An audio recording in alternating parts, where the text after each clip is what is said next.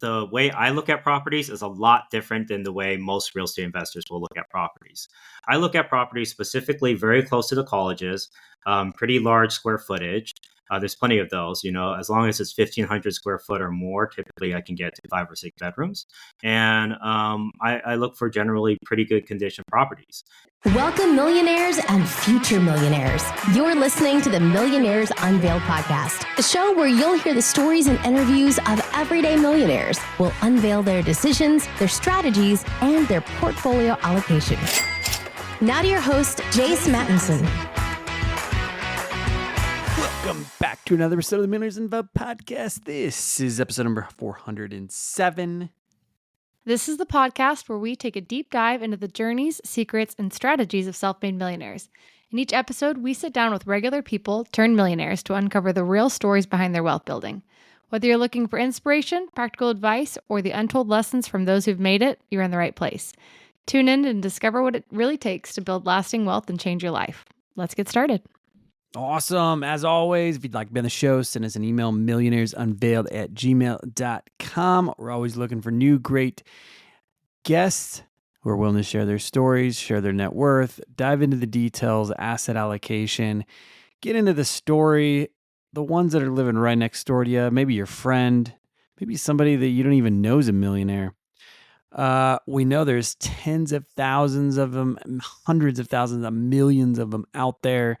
We are only at 407, so plenty of people out there to interview. We'd love to have you on the show. Shoot us an email, millionairesunveiled@gmail.com, and we will get you scheduled here. Today, we've got a great episode. We have got Ryan. He's got a net worth of $1.6 million. He was a pharmacist for a little while. Then he pivoted into real estate investing, specifically focusing on student housing and renting by the room, and kind of a unique model for the show. But yeah, after he grew his portfolio up, it's about 14 properties, 90 tenants. He's no longer a practicing pharmacist. So quite a journey of trading in the doc life as a pharmacist into a full-time real estate investor. So going to be a great episode with him today. And without any further delay, let's get right into it. Ryan, do you want to just give us about your background and what you're up to now? Sure, of course. So I'm a pharmacist, and I bought real estate on the side of my full-time pharmacy job. And I basically bought one property a year and rented it out by the bedroom instead of renting out the whole house. And by renting out by the bedroom, I typically doubled or tripled the rental income that I could typically make on a property. And, obviously I've been doing this for 8 years, and then eventually was able to actually retire from the cash flow generated on my rentals from my pharmacy job. So I retired at the age of 31. That was back in August of 2023. And I've been just continuing to scale my portfolio from there. I wanted to get into real estate because I wanted to live life on my own terms. I saw my grandpa do it. He bought a couple properties in the Bay Area back in the 50s when they were dirt cheap. And of course, we all know they appreciated like crazy. Rents went up like crazy. And I realized that real estate is one of the best ways to create generational wealth.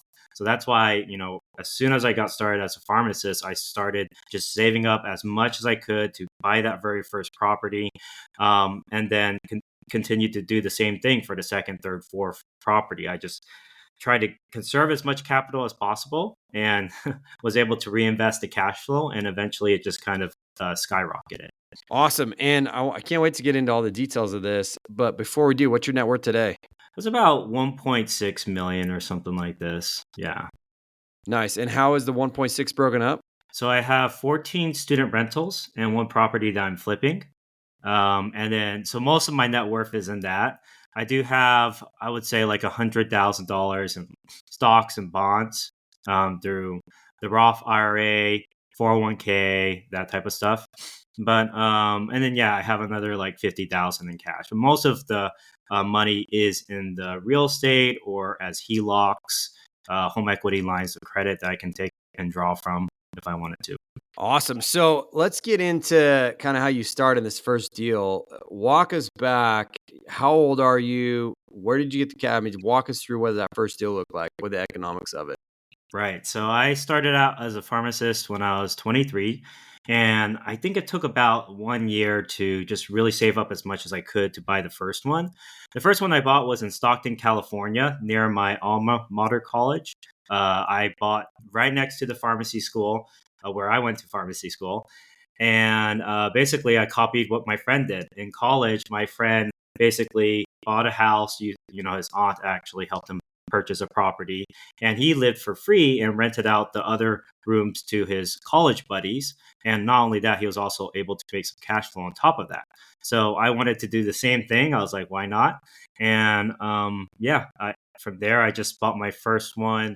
It had a lot of problems on it. I lost over $30,000 because it was 100-year-old house. It had a lot of things that needed to be replaced on it. But yeah, from there, I just, I kept at it and I kept persisting. And eventually I got to where I am. I mean, and the money that you got, did that come from saving from being a pharmacist? Did you put in that first so one? I worked 2 jobs. I actually worked 14 to 16-hour shifts at times. So I would get in at 7:30 a.m. and I would get out at 10 p.m. or 11 p.m. They call them double shifts, where you work the morning shift and you work the evening shift. And that allowed me to save up quite a bit of money, just working all that overtime. And when I hit my first $100,000, I, bought my first property. So how long did it take up to save up $100K? It took about a year or so. Okay. But I did have some money saved in stocks even before that. I think about maybe 30,000 or something like this. Good for you. So you buy that first house. Walk us through getting from deal 1 to deal 2 and then 3 and beyond. What did kind of that profile look like in that time trajectory? Yeah, so renting out as just to a normal family, I figured out that the rental income was only going to be like 1,500 to 2,000 a month.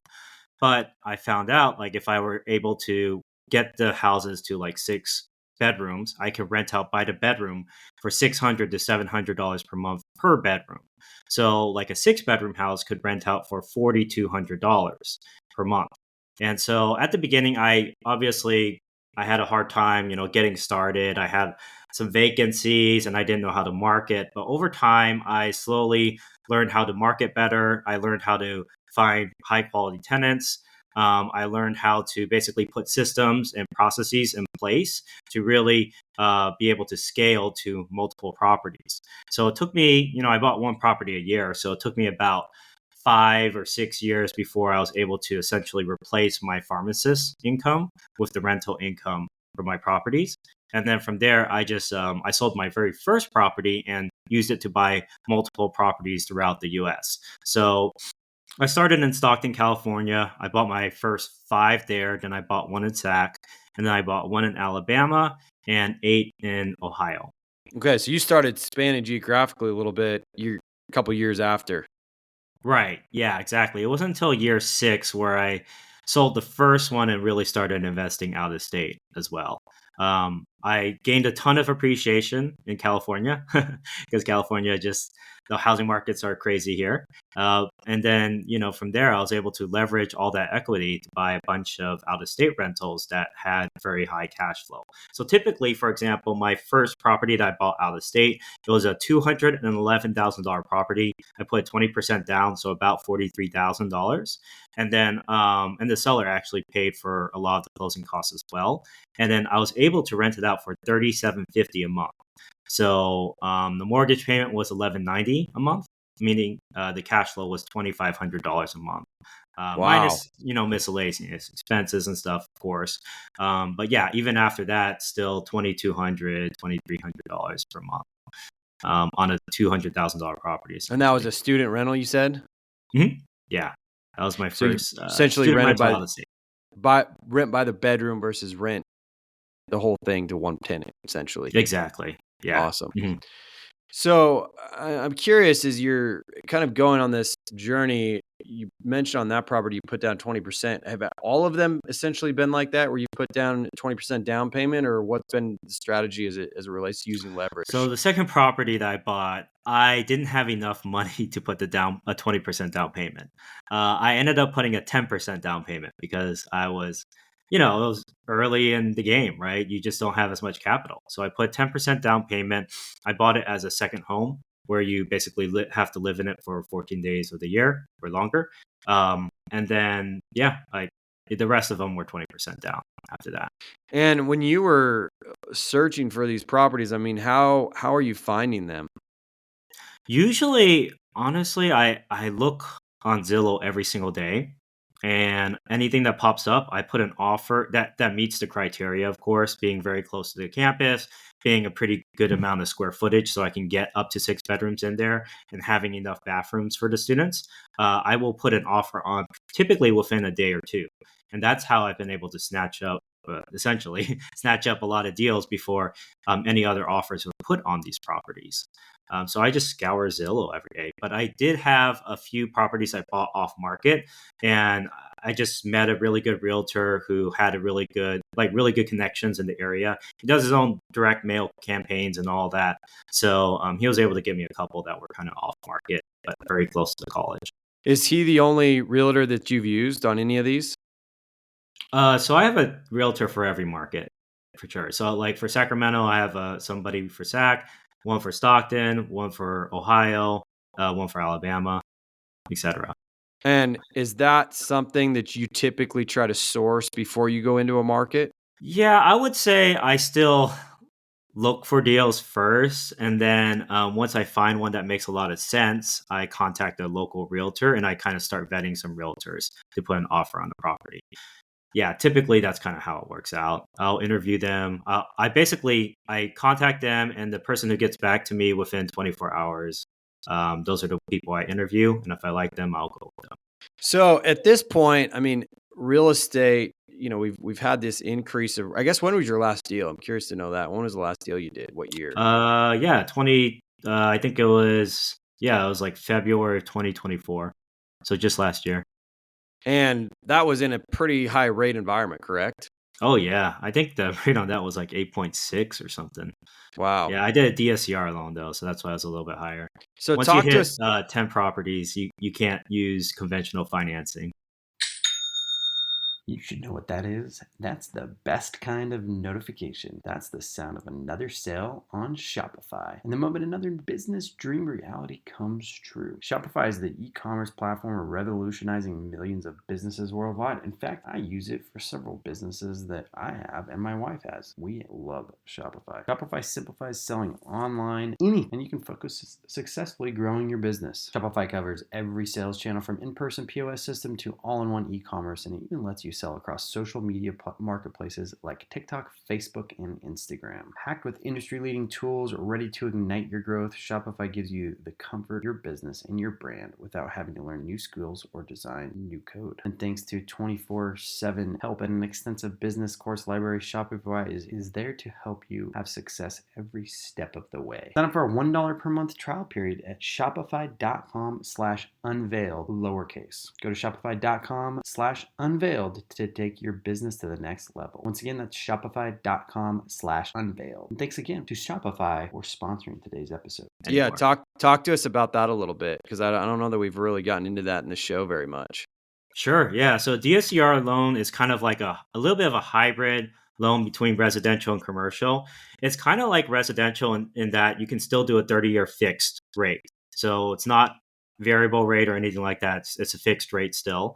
It can be like 0.5 to 1% higher than a typical conventional rate. But what's cool about DSCR is because it's got like some commercial traits to it, it allows you to buy a property without needing a W-2 income to qualify. So basically what it does is it takes the estimated rent on the property that you're going to buy based off of the appraisal report. And as long as the rent covers the debt on the property by 1.25, they will approve you for the loan. So let's say the estimated rent is $1,250 a month and the estimated mortgage payment is $1,000 a month. Well, 1250 divided by 1,000 is 1.25. So as long as the ratio is 1.25 or more, you can get a loan on it. And I've seen some DSCR lenders go as low as a ratio of 1.0. So 1 to 1, essentially. Wow.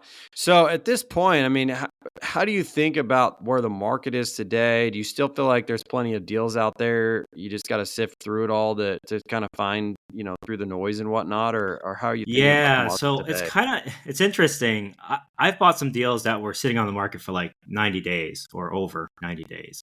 And that's because the way I look at properties is a lot different than the way most real estate investors will look at properties.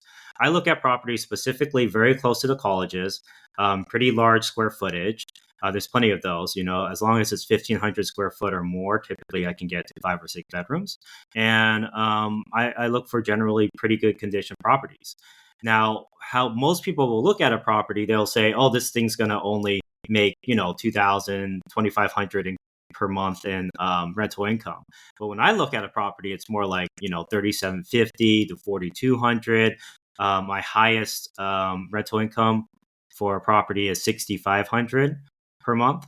And so it's just like a different way of looking at things. It's the cash flow is so much more, and I can, have a profit on a property where plenty of most real estate investors will not. So where do you go from here? Do you have a certain like target net worth or number of doors, or how are you thinking about kind of the future and continuing to build out this portfolio? Sure. Yeah. Right now I have 90 tenants. My hope is to get to 100 doors. So I'm at, 14 student rentals. So yeah, another 86, right? And So when you I'm say just, 14 student rentals, but 90 doors, are a lot of these essentially kind of more, multi-unit then? I do have A couple of them? multi-unit properties, Okay. but sorry, by number of door, I mean number of bedrooms essentially. So I have 90 Okay. tenants, 90 right? bedrooms essentially, but some of these are 5 bedrooms, or you've got a multi, duplex or something, Yeah, triplex I'll maybe have even. like I have a couple duplexes where it's Okay. 5 bedrooms on each side, so 10 bedrooms total. Okay. Okay. That makes sense. So getting to 100, which I'm assuming you possibly can get to there this year, correct? 2025, no Well, I, problem. I actually hope to get to 100 properties. 100 So properties. Oh, yeah, wow. yeah, Okay. yeah. I'm at So maybe 14 right now, 400, right? 500 bedrooms potentially. Yeah, yeah, Okay. exactly. I don't see why not. I mean, like if I project like 10 years into the future and I just, continue scaling my team and really focusing on the systems and processes and leadership and hiring the right people, yeah, I don't see why I shouldn't hit it in a decade or so. Okay. But it's kind of just, it's fun at this point. I don't necessarily need the money, right? Because I already replaced my pharmacist salary, but it's just, it's something I'm passionate about. I like providing student housing. I talk to the students all the time. And that's, not out of necessity, but something I just enjoy doing. And just providing really good housing or being the best student housing provider in the area. That's our goal. Do you still work as a pharmacist? No, no. I haven't worked as a pharmacist since August of 2023. Okay. So you've been out for a couple, just living on the real estate income. Mhm. Yeah. Awesome. And when you look at kind of the markets you're in, do you plan to continue to stay in those markets, or do you think you'll look at some additional campuses or colleges around the country? So, I mean, I've taught over 70 people how to do this by now. I mean, I've been teaching for 5 years now. And yeah, people buy all over the place. You can buy locally. Every state has like 100 different colleges. And that's, not just regular public schools, but there's like lots of, for example, graduate schools, like schools specific for medical degrees, nursing, pharmacy, dentistry, that type of stuff. So there's a ton of schools out there for sure. So definitely, to answer your question, yeah, definitely, I'll probably be in multiple different markets, including maybe some of the ones that, me and my students are very interested in. And when you say students, are you doing some coaching and courses and stuff as well as part of everything and part of your income? Yeah, definitely. So for anybody who's like really interested in getting into student housing or getting into co-living, rent by the room model, I walk them through the whole process. So basically, a lot of the mistakes that I made and the systems that, a lot of the mistakes I made, they can avoid. But all the systems that I put into place, they don't have to, reinvent the wheel. And, different, obviously, there's a lot of things different with student housing, different types of leases, different types of ordinances you want to look out for. There's, how do we actually put in the extra bedrooms to make sure that obviously they're legal bedrooms. There's plenty of space for the students and that the students feel comfortable. So there's definitely a lot of like nuances with this strategy compared to traditional real estate investing. So that's why I started a mentorship program, because I saw a lot of people who are struggling in real estate like me when I was getting started. And like at first, it's like, where's the cash flow? Especially during now, right? You have to be creative with real estate investing. And I think this is one of the best niches, one of the best ways to be creative and to make a really good cash flow, if not the best at this time. That's awesome. So any high level advice for kind of, somebody who's looking at different asset classes, particular if they were interested in the student housing? I mean, what are things that you wish you would have known, starting out? Oh, yeah. There's I could go on and on about things I wish I would have known, obviously. But I would say, just choosing the right college is a really important thing.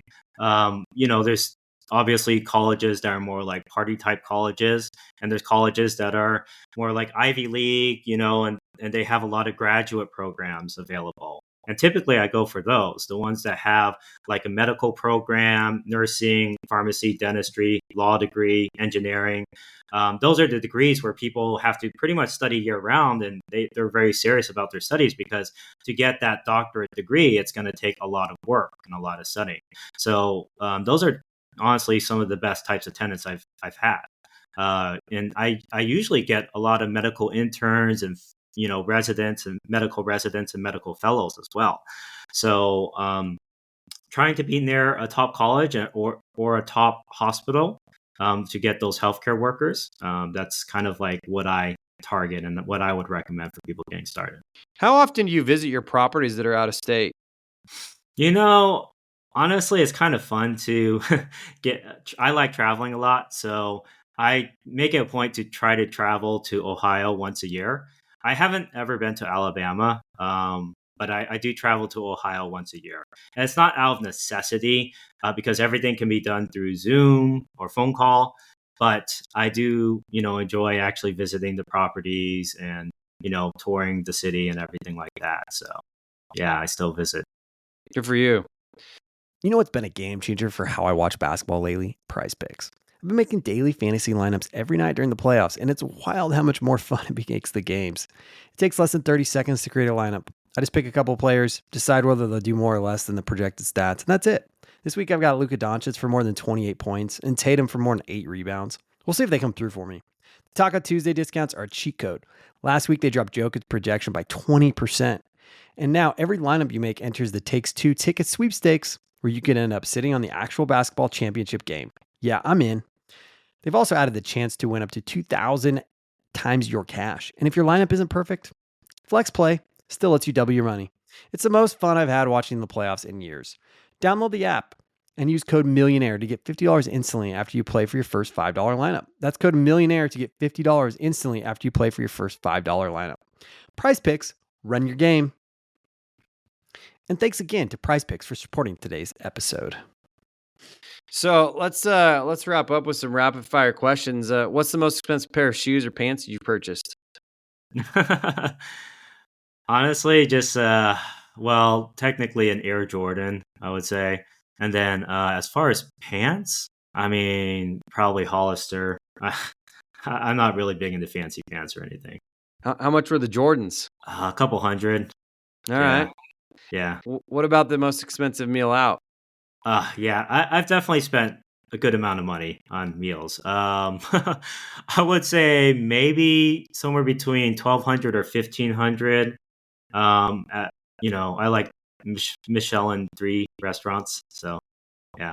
All It was right. a place in Chicago. It was called Alinea, Okay. Alinea, I think. That's been Yeah. brought up a couple times, I think, on the show.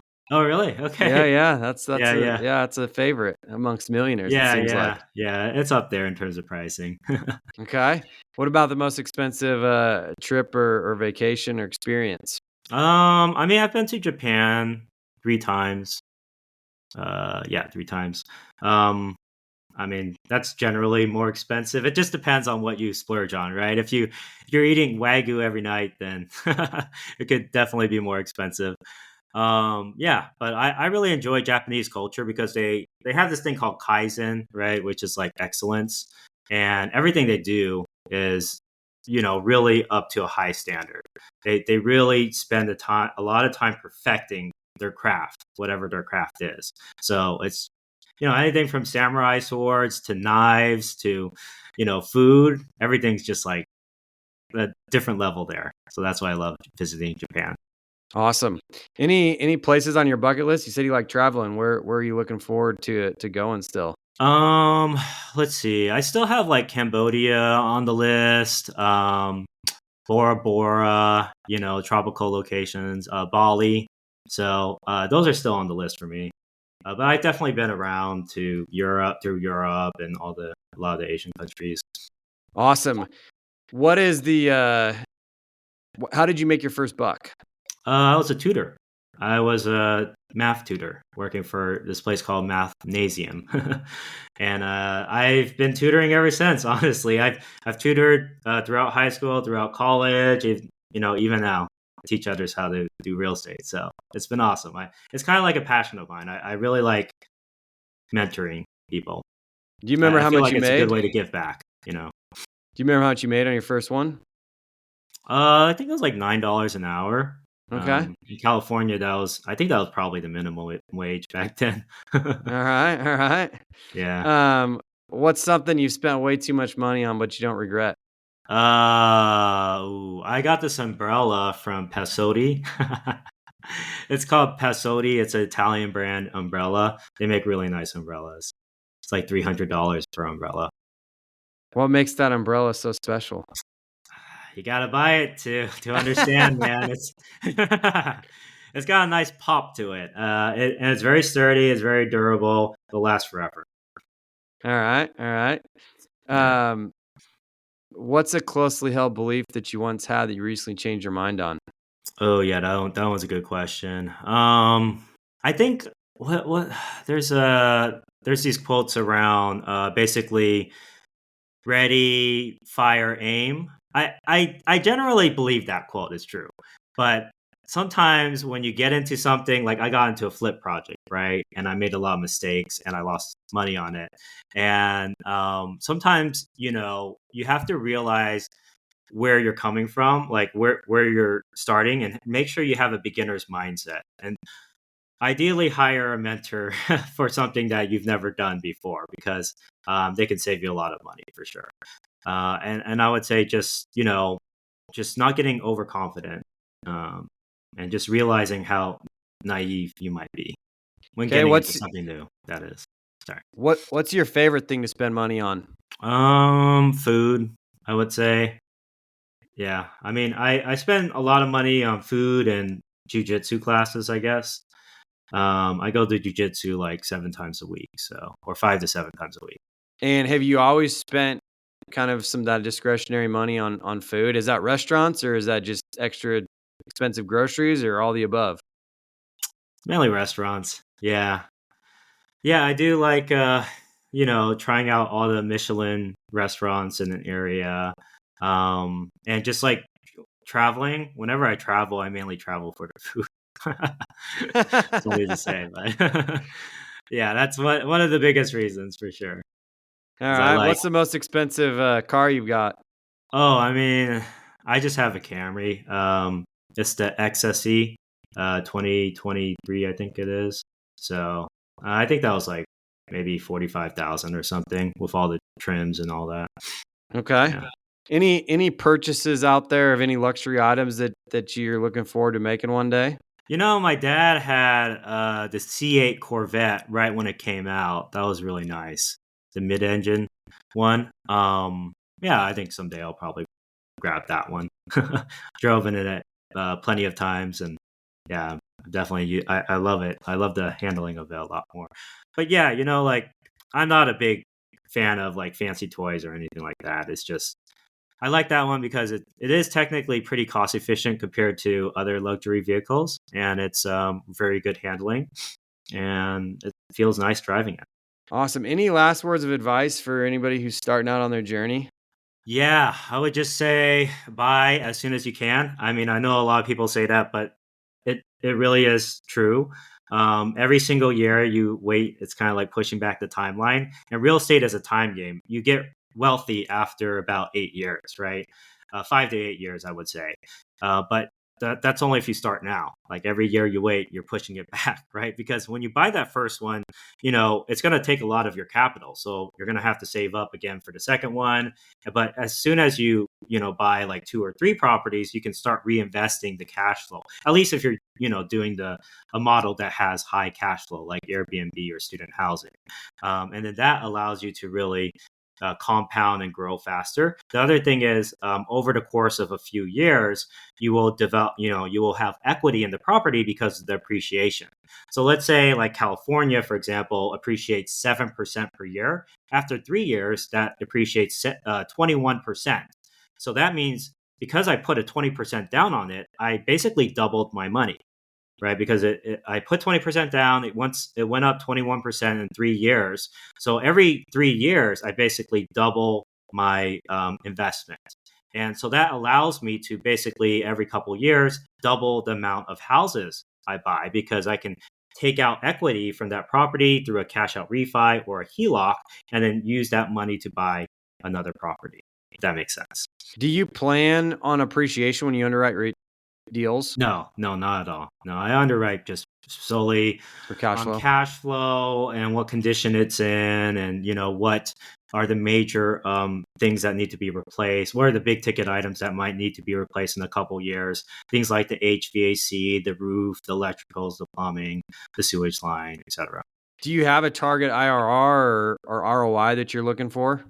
Yeah, I mean, if the deal is not like at least 20% cash flow, I would not do it. Yeah, I mean, sorry, cash on cash. Sorry, 20% cash on cash.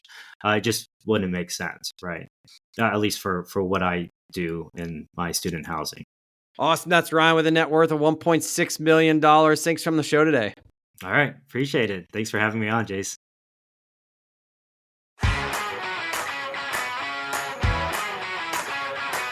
Thanks for listening to the Millionaires Unveiled podcast with Jace Mattinson. For more stories, investment opportunities, and information, check out our website, millionairesunveiled.com. See you next time when you'll hear from another everyday millionaire.